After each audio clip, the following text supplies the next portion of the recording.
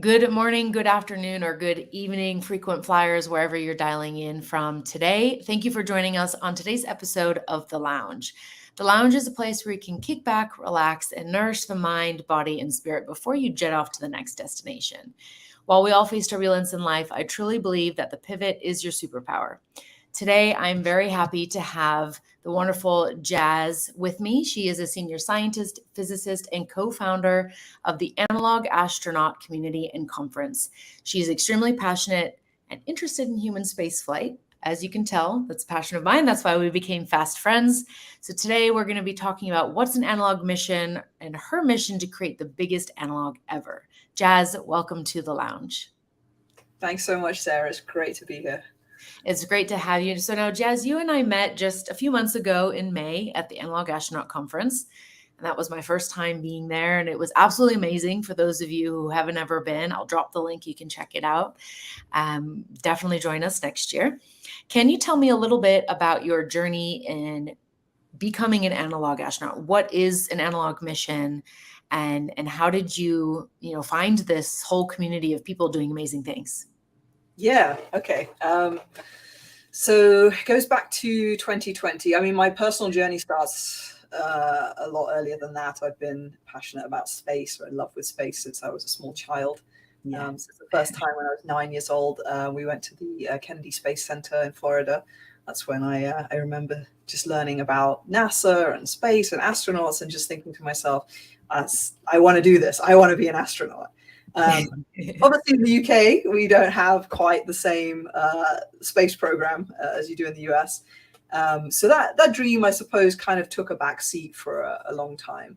So in 2020, obviously that's when the pandemic hit, and I found myself with more time on my hands. And so it kind of was an opportunity to spend some time on things that, I may have let go of in the past, which was one of those was space. And I just was on the internet and I was just sort of looking around, and I found something called Space Snacks on Facebook, which for people who know was Cyan Proctor's web series that she used to do on Facebook. And I was listening to some of those interviews that she was doing with people. First of all, I was like, this woman loves space and she loves food. I love both these things already. I'm like totally into this. So she was, she was interviewing these really cool people who kind of had some involvement in the space industry in some way, either by profession or just by like doing things in their free time. And one of her episodes, I think she talked about analogs and analog astronauts. And like a lot of people, I was like, what on earth is an analog astronaut? Like, is that the opposite of a digital astronaut? Like, what is that? So then I found myself Googling about that and discovered that analogs and analog astronauts, this was like an opportunity for a person who's not in the space industry to somehow get a way for them to contribute in some fashion, right? Mm-hmm. So like, it's a way to get into the space industry without being in the space industry, if that makes sense, or rather contribute to the space industry without being in it. So as I kind of learned more about it, I found that there are these habitats around the world where you can go on a mission as a crew member and you can do genuine, like legitimate scientific research that is going to actually help kind of advance like humanity in space. I was like, this is amazing. Like, this is everything I want. This is, just a small way of doing your little part. So, but going back to it being the pandemic, I wasn't able to travel to any of these analog habitats around the world. So I found myself thinking of ways to still be involved, but from home. So I participated in a virtual, as a virtual participant in a mission. So I was a remote crew kind of helping out with mission control and that sort of thing, which was a great experience just to kind of dip a toe in what it's about, what kind of research they actually do on these missions. Through that, I also learned that, these missions have been going on since the NASA Apollo days. So it's got like a good sort of genuine pedigree behind it. It's not just a case of people playing astronaut, as it were. They're using these missions to genuinely practice for like real space missions or test out equipment protocols, that kind of thing. Anyway, so going back to my problem, not being able to actually fly away anywhere, I then decided I would do my own analog in my back garden. So cool. So, I have the time, I might as well. The UK hadn't really done any analogs at that point. So I was like, well, this is great. I could actually be the first person in the UK to do an analog, even though it would just be me. It would be a solo analog mission. It would be very low fidelity. I still think, there's still merit even to some low fidelity missions. It doesn't have to be like super high fidelity. Obviously, there's advantages to it being more high fidelity. Anyway, long story short, I built a dome in the back garden. So think of it as a very glamorous tent, but it was like a proper geodesic dome. Just doing that in itself was so much fun. It was my little COVID project, building this. And I was staying with my parents during COVID, and I kind of recruited them into it as well. That's so cool. With the building process. And it was a lot of fun. I think it was nice just to give them something to do as well, because we were literally isolated at home at that time. So I did that. I spent like a week in this dome, did my own little analog, reached out to Cyan and was like telling her about this project, and obviously caught her attention because she probably thought, who is this crazy British woman doing this in her back garden? So she reached back and, we got talking, and through Cyan, I learned even more about the analog world. And she mentioned she had the idea of centralizing the analog community, because at the time, there were all these analog habitats around the world doing their work. But there was no real one place you could go to learn more. And so her idea was to create this central place. And I thought it was a great idea. So we kind of partnered up and we created this online community. We launched it with an online conference at the time, because still COVID. The online conference was great, kicked off the community, and then that turned into in-person conferences, which is of course where I met you, which was fantastic. And that really is for me, that is the best thing about getting involved in this community, is the people that I'm meeting. They're so diverse, and they're all just so wonderful. And that shared passion, I think, is what just like connects you instantly. Absolutely. So that's how I ended up at Biosphere 2 in May, having a conversation with you at the I love it. I mean, and what a journey. And I have to just take it back. Dr. Cyan's space snacks. I mean, when she told me that story too, I was like, I would have been the same as you if I would have seen that, because space and snacks is like my two favorite things. And I saw her in January or February speaking, and she also talked about Analog, and I was like, what the heck is this? It's like, it felt for me, she said it's like adult space camp. And I was like, I'm in. Where do I go to find more information? And so it's really just great, as you said, to see all these passionate people come together. And I love that you built this in your backyard, because that also shows we don't have to wait for somebody else to build it for us, or to fix it for us, or to do something. Like, we can do it for ourselves. And I think that's just incredible. And the fact you got your parents involved, I mean, what a great way to bond and, just bring play and life back, during a time where we were all so restricted. Yeah, it really was fantastic. And funny you mentioned that, you just said sort of like we're building it ourselves. This seems to be like a common trait with this community, is like it's a community of builders. Like, people are just doing their own thing. They're not waiting for things to drop in their lap. They're just going out there and they're just doing their thing.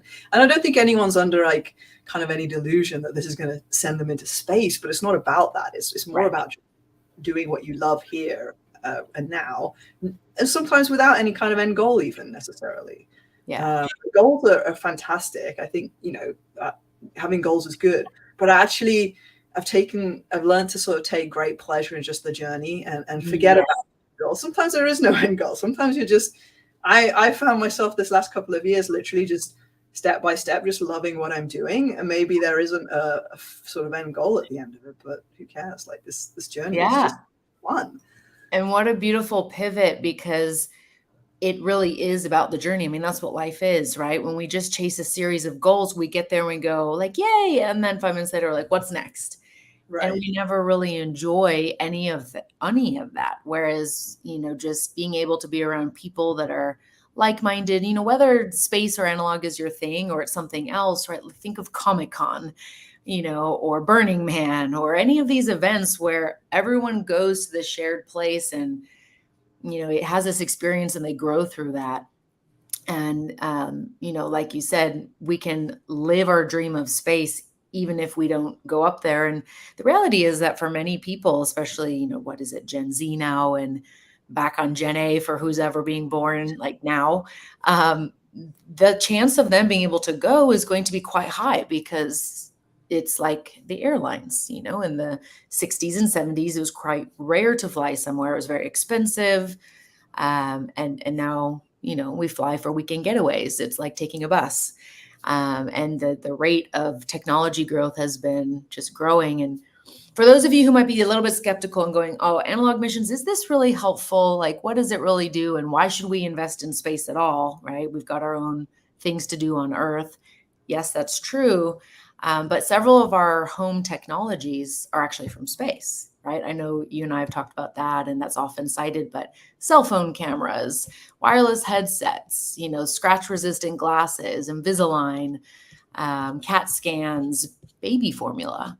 They had to formulate different types of food that would work up in space that could go through the water purification systems. So all of this stuff has then come back to Earth and given us the life that we have today. And I think the power of the analog is understanding the human condition, right? How can we make sure that we can survive in a small place with other people that we may not necessarily see eye to eye with, but we can still all contribute to something together? Definitely. And that's Cyan's little phrase that she uses perfectly describes that. Is when we solve for space, we solve for Earth, is what she says. Yeah. And I think that's it, right? So it's not, you're not choosing. I know people sometimes say we've got so many problems on Earth, climate change and all these things. You're like, yes, absolutely we do. But we're not, these things aren't separate. We're not saying we're investing in space at the expense of what's going on Earth. We're saying that we're investing in space and that there will be a positive benefit to Earth as a result of that as well, hopefully. And that is what happens as a result. But yes, I do think, obviously analogs aren't real space missions, but like you say, they are a perfect way of certainly doing human factors research. They're also a fantastic way of testing out your equipment and your protocols and all these things. Team dynamics is back to human factors, but everyone kind of got to experience almost like an analog of their own during the pandemic, is the way I kind of see it. That's a great way to put it. Like everyone was isolated in their home to a certain extent, some people on their own, some people with other people. And that was like a little glimpse, I suppose, for most people of what it might be like to be isolated in an analog, which is then trying to simulate what it might be like to be isolated on the moon or Mars. And that's exactly what we're trying to test. And, the reason you do it in an analog, of course, is because you're doing it here in a safe environment. If something goes drastically wrong, that's it. End simulation. You're back on it. You have all the people around you to help you. You don't want to wait till you get on the moon or on Mars before you test something like that out, because help is going to be a long way away at that point. It's almost like the analog is the video game version of the real thing, right? In a video game version, you just hit restart, you can respawn, right? Something goes wrong, you go, oh, I'm not going to take that door because there's, this monster behind it, so I'm going to go this way. Whereas, like you said, when we're out there in space, the stakes are really high. We have to be able to self-regulate. We have to be able to communicate. And we need to make sure that the equipment is able to withstand, right? I love that analogy. Yeah, it just came to me because I thought of it just popped in my mind of, just like popping back up. And I just watched Wreck-It Ralph. And Ralph Breaks the Internet last weekend with my friend's daughter. So I think that's probably why it's so top of mind. That's great because it's also playful. I mean, imagine, whilst you're on Earth in an analog, you do have 3 lives or 5 lives or whatever.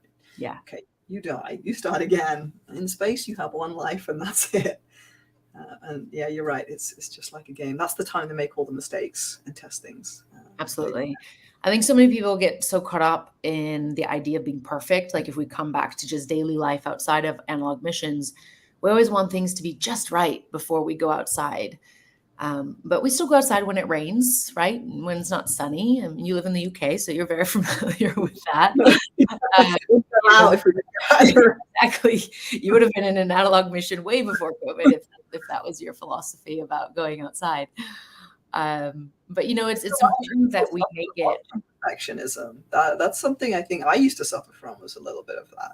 It's a genuine, I don't know if it's a problem, like it can be a problem. I think it was for me, because you instead of doing something, you won't do anything because it's not good enough, right?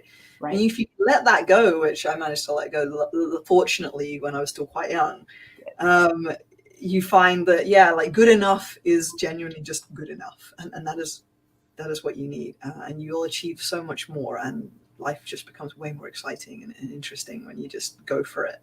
When you're not really, I can't remember what book it was, and it stayed with me. And I was like 20 when I read it, and it still stayed with me. There's just one line. Sometimes you can read one thing, one sentence in a book, and that's like life-changing. And it was just something along the lines of start before you feel ready. If you feel ready, it's too late. You need to start before you feel ready, and just literally jump into the deep end. And I was like, I love this. I love this because it kind of like spoke to that adventurous side of me, that kind of risk taker side. And I was like, that's what I'm going to do for the rest of my life now. It's just, I love it, to the deep end. And it's opened a lot of like opportunities that I think I would have been closed to me if I'd stuck with that kind of perfectionism mindset I had before. Yeah, I love that. And see, one line in a book and you were able to make a choice, right? It changed how you felt, how you thought about things, and you then chose differently. And sometimes it's that one thing a teacher says to us in 8th grade, or a passing comment at a conference from someone that just completely changes the way you make choices and how you show up. And so it doesn't have to always be some grandiose experience where there's a lot of time and energy and effort put into it. It can often just be that little tiny pivot, the 1-degree shift. Yeah, and teachers are an extremely influential group of people. Like I remember a teacher telling me to don't worry about the job, do what you love when choosing a university degree, which is why I ended up studying astrophysics, and not something else completely different. Which I don't know if that was the right choice, but it's like on this path, who knows what I would have done otherwise. But it was just as simple as that one comment that changed the entire trajectory of my life. So yeah, teachers are a very important group of people. Absolutely. And sometimes we, have it the other way, where a teacher kind of nudges you down a path because they think that's what's best for you, or they don't think that, that will make money, and, that type of thing. That's often what parents do, right? Like, oh, go do this because you'll make a lot of money, but at the expense of stifling creativity, not being in alignment, etc. And of course, it's not because they're malicious. They just want the best for us. And sometimes they don't want the best for us if it's a person that's not objective. But we can go down that rabbit hole. So analog missions, we were talking about before we got on the call, you said that space and analog missions, there's a lot of rabbit holes to go down and a lot of different avenues. And I think what I found super surprising was just how many facets of just the analog industry itself there were to be able to contribute. Emily has interstellar performance labs, and Dr. Cyan's Earthlight presentation with Mary Liz, and just all of these things. There's so many different areas that I was never aware of, that most people would not be aware of. Can you talk a little bit about that and your experience and seeing all of this kind of come to life, and maybe over if the last couple of years, and what you see going forward? Yeah, I mean, so one of the tenets of our the community is to be inclusive, right? Like that's super important. And I think one of the reasons why we see so this is like the diversity of backgrounds that people have, it is because in space, as we move towards more permanent settlements in space, which is the direction where we seem to be headed in, that's going to require everybody. At the moment, it tends to be the STEM sort of folks, scientists, engineers.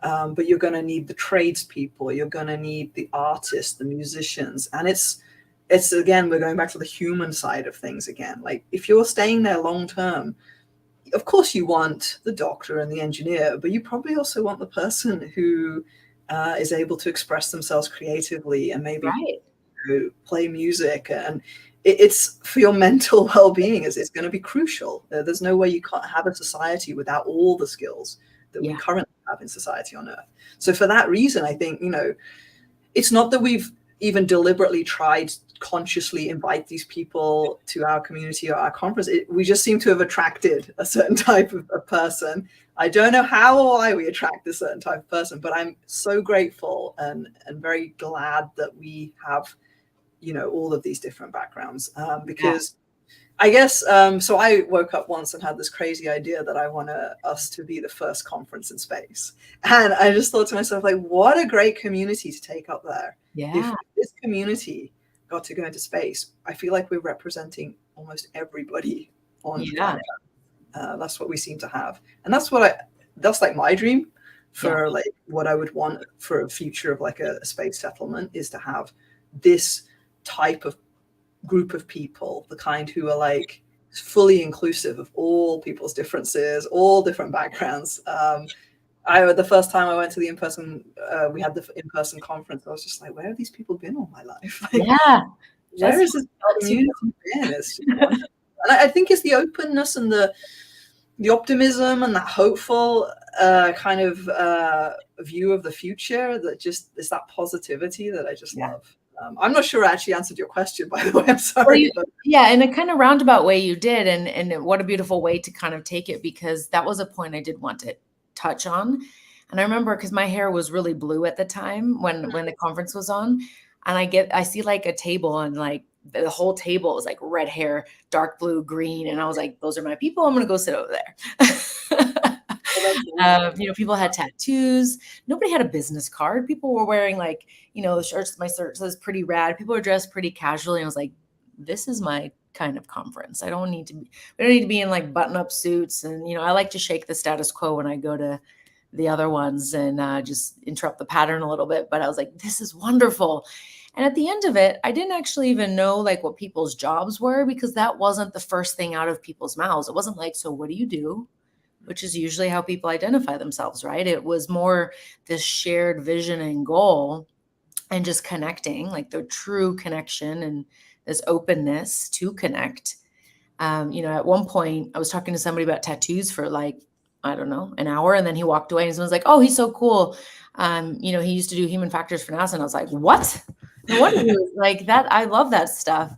But, just that didn't even enter my mind to ask the question. And so I thought that was a really unique thing about a group of people coming together at a conference specifically to share information and ideas. And it was really powerful. It really stayed with me. I'm so glad. That's exactly what I guess I'm hoping for the conference, is to break down any barriers so people feel totally comfortable talking with each other. And you mentioned business cards. I think Hank was handing out little blue marble for his blue that's what he did. Yeah. Little blue marble. Like, again, I just love like the creativity of that. I think it's cool. It is very cool. But it translates into like the people I meet on analog missions as well. Again, these people it's the same kind of people that you met at the conference who are now going to be in a mission with you for, say, 2 weeks. Yes.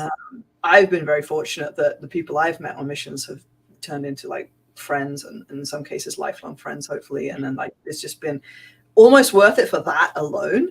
Absolutely. In addition to the research that you conduct, and just the other fulfilling things that you get out of it, to think that you've actually done maybe some useful research and you've learned all these other things, and you're kind of upskilling yourself a little bit, but you're also meeting very cool people, and building these bonds. And I guess having just come back from a mission is kind of fresh in my mind, so I have like this sort of nostalgic feeling still about the mission I just came back from. And it happened to me back from Lunares, right? So this one was Lunares, it was just this time it was like a family. It really was extraordinary. And I remember waking up one day mid-mission. I was like, how lucky am I to have like just landed on my feet with my crew yet again, that I just get on with these people so well. And I just waking up and wanting to meet them at breakfast and then work together. There's so much to be said for like working together for a common goal, where you're all sort of striving for this one thing and you all have that in mind, and it's like bigger than anyone's individual ego or anything like that. And it's like the success of the mission is like the most important thing. And then you get on with each other as well. Like that's just like the perfect dynamic. So yeah, it was a lot of fun. It was very good. And how beautiful would it be? Because now you've had this experience, your crew has had this experience, and now you will take this and translate into your day-to-day life. And if we could bring that alone to humanity from these analog missions of being in this shared mission and vision and having that true connection of support, imagine how businesses would be run differently and how people would show up. Yeah, and that's something that I've been trying to figure out, and it's not just me. Like I talk to some of my friends who come off analogs as well, and that's the thing. You come back, you miss your crew, and you miss that feeling. Yes. Of working together and striving for something together. And it's something I've been trying to figure out how you can bring that into your day-to-day life. How can we do that for everybody? Yeah. It's not something you get out of your job, and I feel like some people probably do. But if I could figure out how we can bring that to people's day-to-day lives and their jobs, that would be something. It's almost like the closest thing I can think of is a sports team. You know, if you're playing in sports, you have a sports team and you all get on really well. It's that same kind of feeling. I'm sure most people have probably been part of team sport at some point. So you know that feeling of like everybody's got that one goal of trying to win. And if you love your teammates, there's nothing better than just kind of getting on the pitch, court, whatever it might be, and just trying to win. And it's a very similar sort of feeling to that. And I don't get that from my job. So trying to figure out how I can. When I figure it out, I'll let everybody know. Yes, please. And you know what? Maybe that is part of what will come out of the world's biggest analog mission that you're starting to organize. So for everyone who's watching, who might be going, okay, I'm going to start Googling, what is Lunaris? What are these different missions? You know, NASA does several as well. There's one in Hawaii called High Seas. But what is this world's biggest analog mission? Yeah, so like you just said, there's a bunch of analogs around the world. So you've got a few in the US, in Europe, and then we've got even in South America, and some new up and coming ones in other parts of the world as well, like Africa, and the Middle East, and Asia.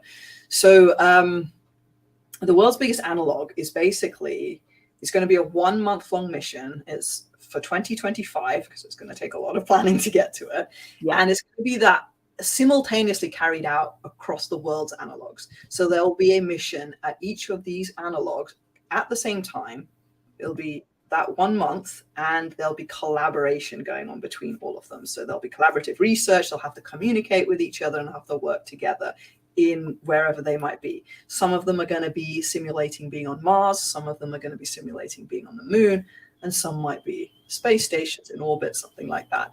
So the analogy I always use is like you have Antarctica, you have all these different nations with bases around currently in Antarctica, and they've all got their own individual base and they're doing their research. Right. But when they need help, they have to work together. Like they have to help each other because of the remoteness of where they are, the hostile environment. It's kind of a necessity. And in the same way, so, you know, you've got NASA now planning to go on the moon and build a habitat there and a base. They're not going to be the only ones, right? There's going to be other government agencies, and there's going to be private industry as well that build their habitats and their bases on the moon. And then eventually in the further future, Mars. So how are we going to learn to work together, collaborate together, help each other? All these different cultures, all these different countries. It's something that we kind of need to do now. Like the timing of this kind of has to be now, because NASA's already, you know, got their plan for the moon. And I do think that if we left it any later, it would almost be, you know, leaving it too late to answer these questions. We need to figure this out on Earth, as we were talking about before we get out there. So that's kind of what the world's biggest analog is going to be. It's going to be at least a minimum of sort of 10 to 12 habitats, about average of 6 crew members. So we're talking about at least 60 plus crew members, which is the largest single crew sample set that you ever have had. Like no one's Yeah. ever had this many crew simultaneously running an analog mission before. Right. You're going to have the kind of unique geographic location of each of the habitats as well. And then you're going to have to put in the time delay between the lunar and the Martian habitats. And then you're going to have to figure out how they're going to work together. You might find it might be interesting to see if, and I'm not a psychologist, but will we end up with Mars versus the moon or anything like that going on? What kind of dynamics are going to develop? Are we going to end up with some tribal dynamics? Are we going to end up with possibly a crew where one person feels more connected with a person in a different habitat because they're able to communicate? It's just going to be very interesting from a human perspective to see how that develops. In addition to, how we're going to figure out the comms traffic, how are we going to conduct these collaborative research projects between the different habitats. Just the logistical sort of effort itself is going to be interesting. So so I'm pretty excited about it. And beyond just doing the research, so the research obviously forms the backbone of the mission. That's what it's all about. We make sure we're doing some solid science. But in addition to that, there's going to be outreach and an education program. One of the things that is paramount to everybody is that analogs are not something that people are aware of. Right. It's not something that everybody knows much about. So I want to bring this to a wider audience. I want to kind of bring the awareness. We'll hopefully be able to get young people involved, see how they can get involved from just like their school, from their homes, so they can have a piece of this as well and see what it's like and learn a bit more about it and feel like they're involved as well. So that's kind of part of the plan. And I saw you put up the website there. So yeah, we've got a website for World's Biggest Analog, which if people have research, so at the moment we're looking for research partners. So go along to the website, and if you have research you want to do on this analog, just go to the website and fill in the form. But I'm pretty excited about it. There'll probably be a crew call towards the end of this year, beginning of early next year. Beautiful. It's going to be fun to also train up like 60 plus crew members. And then thinking about the mission support side of things as well. So, it's like going to be over 100 people involved in total. And so for people who may not have the ability to go away for a month, perhaps a good way to get involved is to be part of that mission support. Oh, 100%. Yeah. So, you don't have to be, there's so many ways to be part of it. Obviously, you could be involved in the research. You don't have to be the PI on the mission itself. You can be involved in the research from home. You could be part of mission support, or you could be part of the outreach side of things as well. So for the idea is that everyone can be involved in some small way. Absolutely. So if we can get literally anyone anywhere in the world just the opportunity to be connected to the world's biggest analog in some way, then that's kind of my goal. That's what I want to achieve. Well, I'll definitely help spread the message because it's an important thing. I'll talk to Women in Aviation as well because they support aerospace initiatives. So this is a perfect segue, and they do a lot with talking to schools and really, each industry that's small and kind of not known, it's up to all the people in it to go and talk about it and spread the word and make sure that there is awareness, because without awareness, when we don't know something, what happens? We're scared of it, right? Or it just doesn't exist. So we make decisions that are isolated. And so the more we can speak about it and let people know, I'm sure you would love a wonderful videographer or, people to take wonderful photos, somebody who can write well, has connections to different media outlets. All of those types of things are all going to help contribute in getting this message out and sharing the results of the research and all the science that comes from it. Yeah, it doesn't not matter what your skill is. It doesn't matter what your background is. There is a place for you in analogs, and there's a place in World's Biggest Analog, is what I would say. We are highly likely to need all kinds of skill sets. And so anyone, if they have even the remotest interest, I would say reach out. And I'm always available as well to have a conversation. I'm always, open email or Zoom call or whatever, just to get people interested. I just love it when people come to this and they say, I didn't know I could be involved. I'm like, everyone can be involved. That's why I love analogs. There's like no closing of doors to anybody. Yeah, no, I mean, when we were there, they were just at Biosphere 2, they had just finished a mission. We're starting another one with the first blind woman and then blind man that were in part of the mission. So, I mean, huge strides being taken to be all inclusive, as Dr. Science says, a Jedi space. What is it? Just, equitable, diverse, and inclusive space for everybody.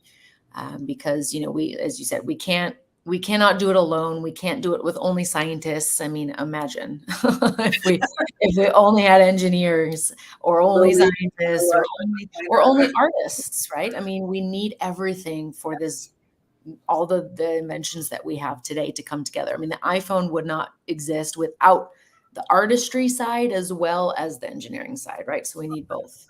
Yeah, 100%. Yeah. Okay. Amazing. So now that we've talked about this awesome initiative, people can know where to find you. But what I'd like to ask you is the 3 questions I like to ask all my guests.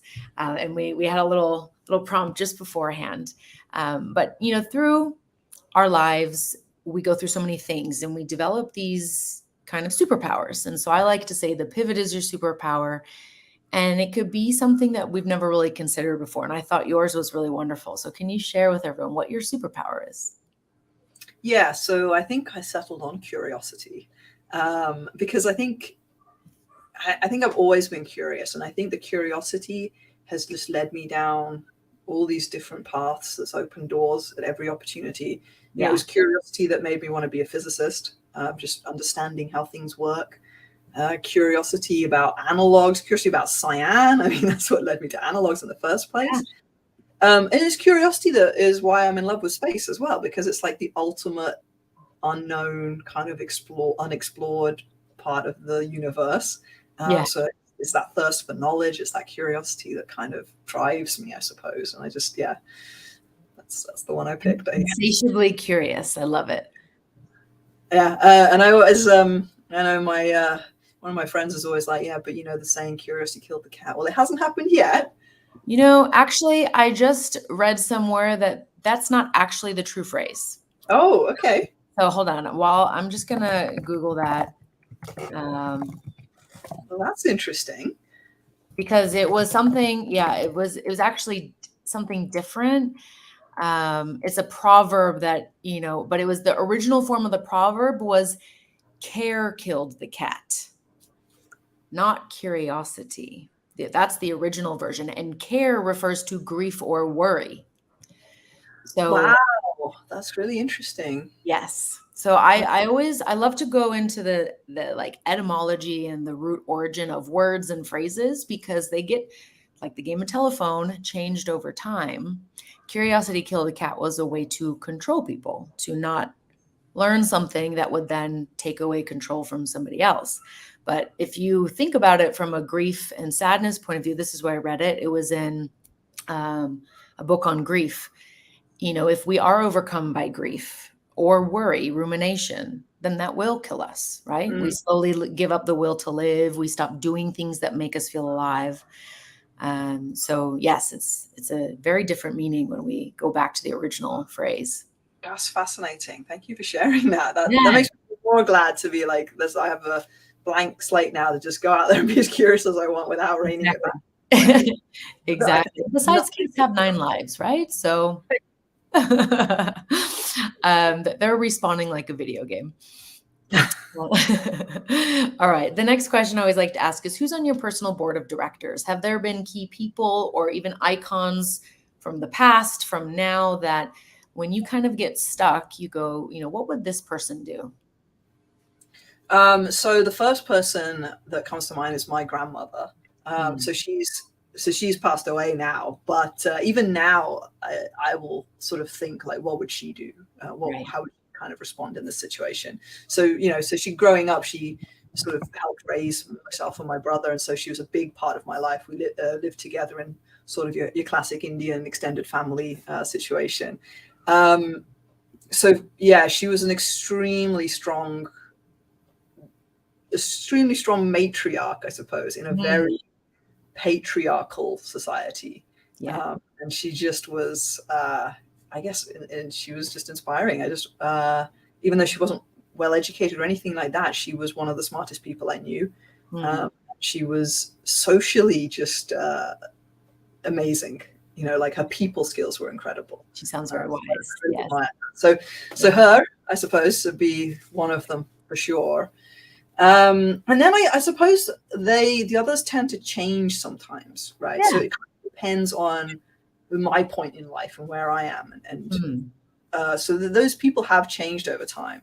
And this person isn't somebody I know personally. This is a person who I've seen on YouTube, which, who is at the moment somebody who I think now I should think about it from this person's point of view, or what would their advice be? What would their teaching or whatever be? So it's like a Indian philosopher, mystic, whatever you want to call him. His name's Sadhguru. So he's quite. Oh yeah, I follow him as well. You follow him as well. Okay, so I don't agree with everything he says, but I agree with like a lot of what he says. And you don't have to agree with everything. You just take the bits that speak to you. You can leave the rest. I find if I'm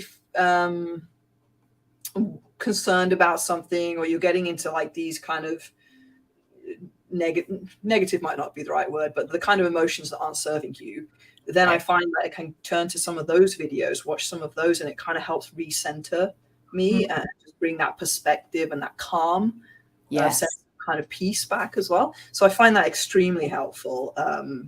That's been one recently that over the last year or so that I've really enjoyed, and I've enjoyed learning more about kind of his take on the world and philosophies and things. And then who else? Gosh, actually, I was about to say someone, but actually, I think I'm going to say it's coming back to my family again. But my dad, and the reason why my dad is because he's so similar to my gran. Yeah.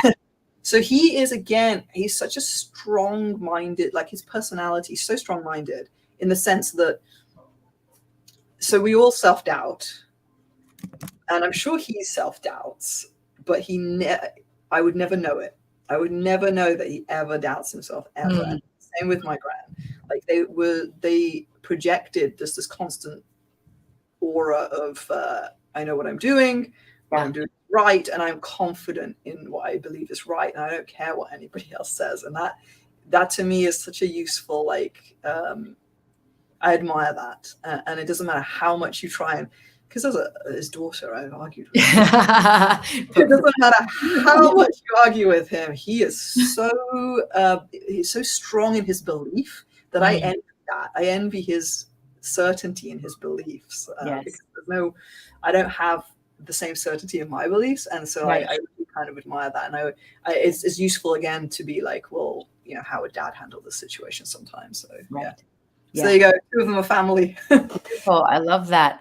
Okay, and so the final question, and also I wanted to comment quickly. I love that you said what's not serving you rather than negative, because we tend to always black and white. This is good for me. This is bad for me, and that's not always the case.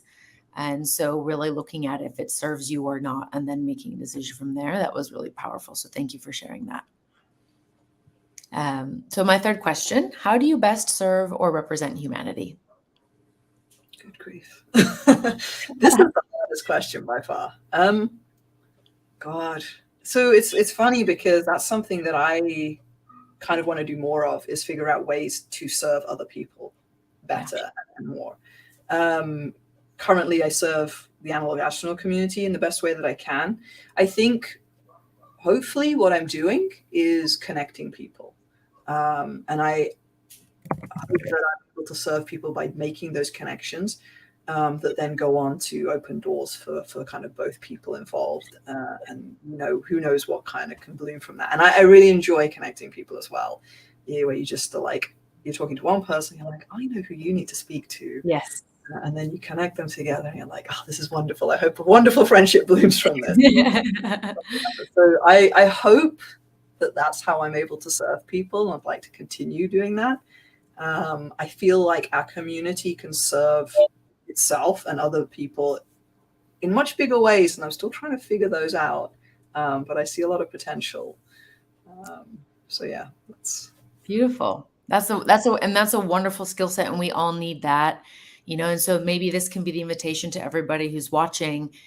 If you thought of somebody while watching this, send them a message, tell them to come watch it, tell them to check out the world's biggest analog, go to the website and see how they might be able to contribute. Because we all know that one person that just loves space, right? And so this might be a way for them to realize that in their current reality. Yeah, definitely. Is, always reach out to someone if you think of them. I said, never hold back. And human connection is everything, right? Oh, absolutely. Meeting new people, meeting other people, you never know where that's going to lead, and it's always exciting. And very often it's in those unassuming moments where we meet someone, and that's the thing that leads to the best friendship, the best relationship, the best job, the trajectory on a certain career path. And at the time, we had no idea that that was happening. Maybe we had a sense like, oh, this feels good. But we had no clue that that would be the thing that was the moment, right?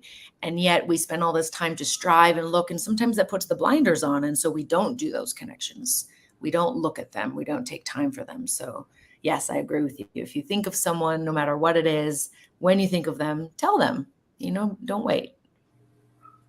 Yeah. Beautiful. Okay. So Jas, there was a question from Bhumika before we sign off. She asked about the Falcon mission.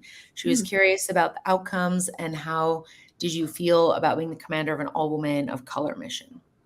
Oh, it's just an honor to be the commander of an all-women of color mission. That was outstanding. And I've been wondering, what was it that made us feel like a family, like so connected? Did that have something to do with it, the fact that we were all women of color? I obviously can't ever know the answer to that, or whether it was just pure luck that we were kind of just the right personalities thrown in together.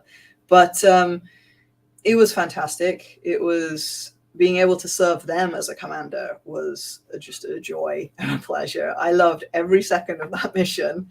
In terms of the outcomes, in fact, one of my crew is writing a report right now on some of her thoughts and outcomes from the mission, which she probably will publish at some point, which everyone will be able to read.